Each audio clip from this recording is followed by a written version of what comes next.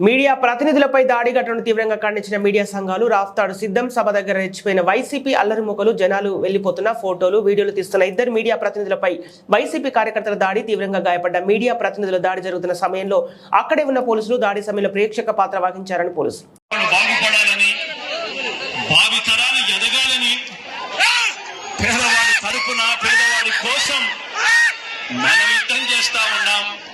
సిద్ధం అని చెప్పి ప్రతి పేదవాడి తల్లి